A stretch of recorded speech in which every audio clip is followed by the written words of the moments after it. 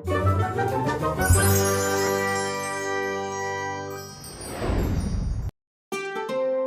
TV Dussehra. एक गांव में रमेश नाम का आदमी रहता था। उसकी पत्नी और 2 बच्चे थे। रमेश उस गांव का सबसे अमीर व्यक्ति था। दादा परदादा के जमाने से उस गांव के जमींदार थे। रमेश हर साल दशहरा बहुत धूमधाम से मनाता था। दुर्गा की मूर्ति रखकर नवरात्रि की पूजा करके पूजा में उपस्थित सभी लोगों को दान के रूप में कपड़े बांटता रहता था। ऐसे वो एक बार दुर्गा माता की मूर्ति रखकर गांव में सभी लोगों को साड़ियाँ कपड़े बांट रहा था।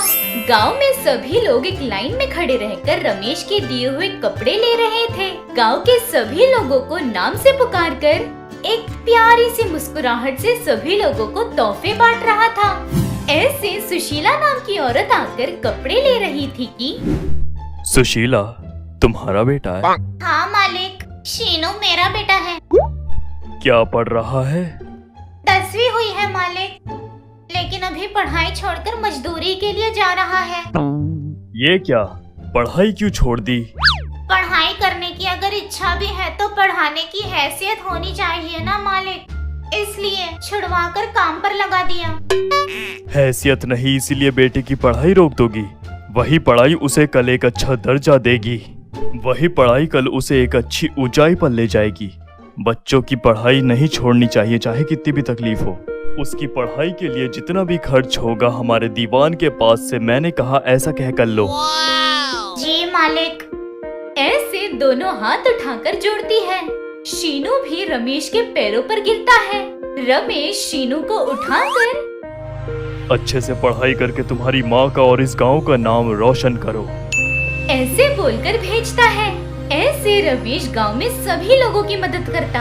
हर साल दशहरा आते ही गांव में धूमधाम से त्योहार मनाता। इतने पैसे हैं कि बैठकर खा सकते हैं, इसलिए हर साल दान धर्म करने की वजह से उसके सारे पैसे और जायदाद खत्म हो जाते हैं। दिन गुजरते गुजरते उसके बच्चों को पढ़ाने के लिए, उन्हें खाना देने के लिए भी बहुत तकलीफ था। ऐसे रमेश एक दिन अपनी पत्नी जानकी से, सभी को दान धर्म करने वाला हाथ है ये, अब ऐसे खाने के लिए तड़प रहे हैं। घर के सामने अगर कोई मदद मांगने के लिए आए तो क्या करना है वो भी नहीं समझ आ रहा। हाँ जानकी, सारी जायदाद बेच दी, अब क्या करे बताइए। हमें जहाँ कोई नहीं जानता उस जगह जाकर कोई काम कर लेंगे। हम हमारे बच्चों को पढ़ाएंगे, ऐसे कहता है। वो बात सुनकर जानकी भी चुप हो जाती है। सोचने के अनुसार एक रात गांव छोड़कर बस्ती आ जाते हैं। बस्ती में रोड के बगल में एक झोपड़ा बनाकर वहाँ रह रहे थे। रमेश मिस्त्री के पास मजदूरी के काम के लिए जा रहा था। जानकी सब्जियां बेच रही थी। ऐसे दोनों एक एक काम करके अपने परिवार को संभाल रहे थे। ऐसे दिन गुजर रहे थे।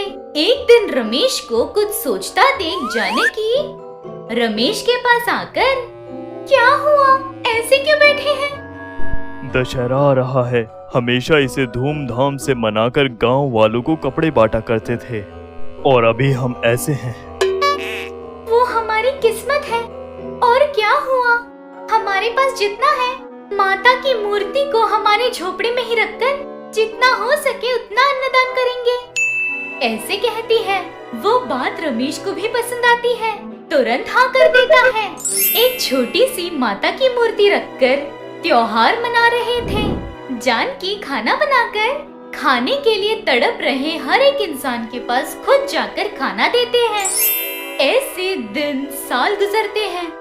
एक दिन रमेश काम पर जाता है। सर पर ईंट रखकर चलते चलते फिसल कर नीचे गिर जाता है। तभी वहाँ पर आया कॉन्ट्रैक्टर। नीचे गिरे हुए रमेश के पास देखकर शॉक। वो कॉन्ट्रैक्टर और कोई नहीं, रमेश के पास से पैसे लिए हुए सुशीला का बेटा शीनू था। शीनू रमेश को देखते ही, मालिक आप यहाँ कैसे? रमेश पानी पीकर थोड़ा सही होने के बाद शीनू को देखकर, तुम हो शीनू, कैसे हो? मैं तो ठीक हूँ जी, लेकिन आप यहाँ कैसे? मेरी नौकरी लगने के बाद आपको बताने आया था मैं। लेकिन जब तक वहाँ पहुँचा तो आप गांव छोड़कर जा चुके थे। आपको मैंने बहुत ढूंढा जी, लेकिन आप कहीं दिखाई नहीं दिए। ऐसे कहते ही रमेश अपनी सारी परिस्थिति बताता है।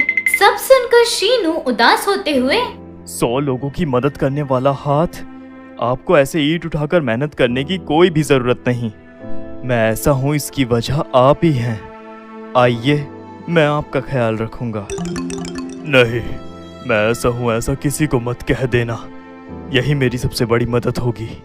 नहीं मालिक, आप मेरे साथ आइए। अगर ऐसे ही आना पसंद नहीं है तो एक बिजनेस पार्टनर की तरह आइए। मैं होटल लगाता हूँ, आप वहाँ काम कीजिए। पैसे डालने के लिए मैं आधा, काम करने के लिए आप आधा ले लीजिए। ये मदद तो मुझे करने दीजिए ना। ऐसे कहता है। रमेश मना नहीं कर पाया। ठीक है कहकर दोनों मिलकर होटल चलाते हैं। होटल पर भी शीनू और रमेश नाम रखते हैं। जानकी और रमेश दोनों उस होटल में सारे काम करते। कुछ ही दिनों में वो होटल बहुत डेवलप हो जाता है। जानकी के खाने के लिए बहुत गिराकी आती। दोनों बहुत मेहनत से अपने बच्चों को पढ़ा रहे थे। दिन गुजर रहे थे। कुछ ही समय में रमेश पहले जैसे हो जाता है। ऐसे एक दिन जानकी, इस दशहरा पे गांव जाने का सोच रहा हूँ, क्या कहती हो? आपकी बात मैंने आज तक टाली है। हाँ बिल्कुल जाएंगे, कहती है। सोचने के अनुसार त्योहार के 2 दिन पहले गांव जाते हैं। गांव में सभी लोग रमेश को देखकर बहुत खुश होते हैं। रमेश माता की मूर्ति रखकर 9 दिन तक पूजा करवाता है।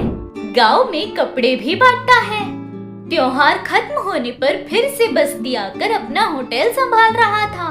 ऐसे हर साल दशहरा पर गांव जाकर त्योहार को धूमधाम से मनाकर त्योहार खत्म होने पर आकर अपने काम में लग जाता। अपने स्वाभिमान को संभालते हुए जितना था उसी में बहुत ज्यादा खुश था वो। Ola TV rich mom versus poor mom. एक गांव में कस्तूरी और कविता नाम की बहनें रहती थी। कस्तूरी शिवा नाम के गरीब आदमी से प्यार करके शादी करती है। कविता सूर्या नाम के अमीर आदमी से शादी करती है। अभी दोनों की अलग अलग जिंदगी थी। कस्तूरी भले ही गरीब थी लेकिन कभी उदास नहीं होती। कस्तूरी का पति शिवा मार्केट में सामान उठाकर आए हुए सारे पैसे कस्तूरी को देता था। उन पैसों को कस्तूरी बहुत ही ध्यान से खर्च करते हुए घर चलाती थी। कविता के पास बहुत सारी जमीन जायदाद थी। कस्तूरी को मानसा नाम की बेटी थी। बेटी कस्तूरी की जान थी। उसे कुछ भी नहीं कहती थी। कविता का एक बेटा था, नाम था किरण। बेटे को बहुत लाड़ करके जो मांगता वो दिलाती थी। ऐसे दिन गुजर रहे थे। एक दिन किरण अपनी माँ के पास आकर, माँ, तुम मुझसे बहुत प्यार करती हो ना? हाँ। तो मैं जो मांगूंगा मना तो नहीं करोगी ना? क्या चाहिए? पहले बताओ ना माँ। हम जो करते हैं तुम्हारे लिए बेटा, बोलो क्या चाहिए? मुझे एक साइकिल चाहिए माँ। अरे इतनी सी बात, शाम तक तुम्हारी साइकिल आ जाएगी, ठीक है ना? थैंक्स माँ। ऐसे माँ के गले लगकर वहाँ से बाहर भाग जाता है। दूसरी तरफ कस्तूरी काम से घर आकर, बेटा मानसा, क्या कर रही हो? जी माँ। आओ, ये देखो क्या लाई हूँ। क्या माँ? ऐसे कहते हुए आकर, क्या लाई माँ? ठैन ठैन, देखो तुम्हारे लिए गुड़िया ले आई हूँ। ऐसे कहकर वो गुड़िया देती है। वो लेकर मानसा बहुत खुश होकर, बहुत अच्छा है माँ। खाना खाया? हाँ माँ, खा लिया। क्या खाया? घर में तो सब्जी ही नहीं थी। रुको, अभी बनाकर देती हूँ। क्या खाओगी? सेवई बनाकर दे दूं? 10 मिनट में सेवइयाँ बन जाएंगी। तुम गुड़िया के साथ खेलो। ऐसे बोलकर अंदर जाकर सेवइयाँ बनाकर अपनी बेटी को देकर, ये लो खाओ। माँ। बोलो।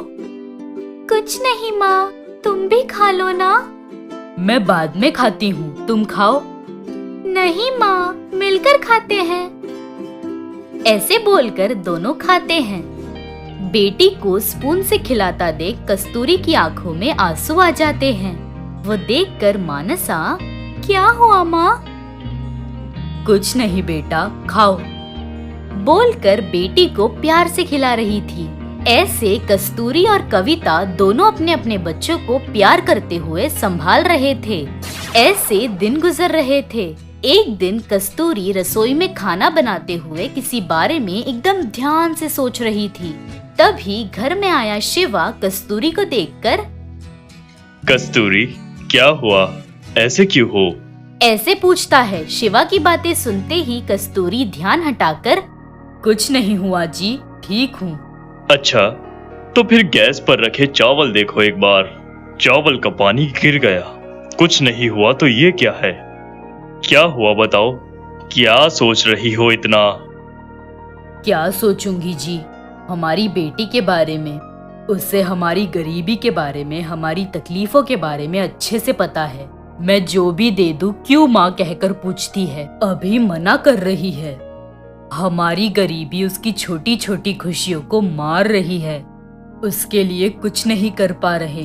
हमारे पास उसके अलावा कौन है? हम जो करते हैं उसके लिए करते हैं ना। बोलो क्या करें? उससे अच्छे कपड़े दिलाने हैं। फटे हुए कपड़े फिर से सिलाकर पहन रही है। कपड़े लेते हैं? ऐसे ही इस महीने उसका जन्मदिन है ना, उस दिन उसके घर के आजू बाजू सभी दोस्तों को चॉकलेट बांटने कहेंगे, ठीक है? हाँ, ऐसे करेंगे तो वो बहुत खुश हो जाएगी। लेकिन हमारे पास इतने पैसे हैं?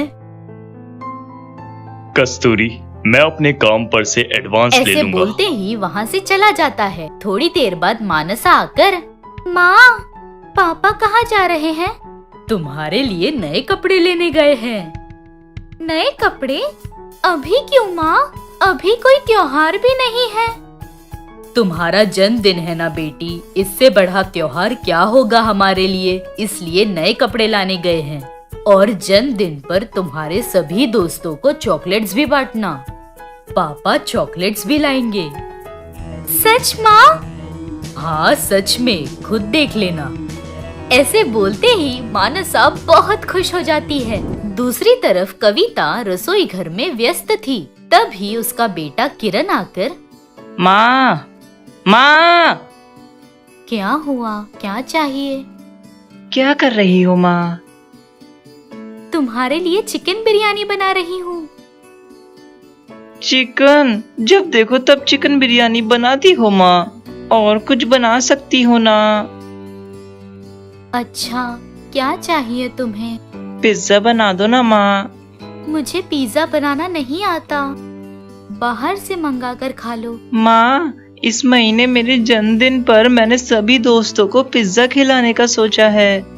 परसों के दिन मेरे एक दोस्त ने अपने जन्मदिन पर सभी लोगों को पिज्जा पार्टी दी थी। मैं भी। अच्छा, ठीक है बेटा, पापा से पैसे मांग कर देती हूँ, खिलाना। ऐसे कहती है। वो बात सुनते ही किरण कूदने लग जाता है। ऐसे अपने जन्मदिन पर अपने सभी दोस्तों को ले जाकर पिज्जा स्टॉल में पिज्जा खिलाता है।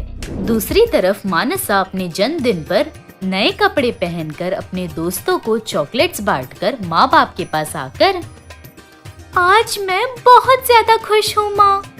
उनके बर्थडे पर हमेशा मैंने खाया, लेकिन अपने बर्थडे पर कभी कुछ नहीं दिया। आज मैंने सभी को चॉकलेट्स बांटी।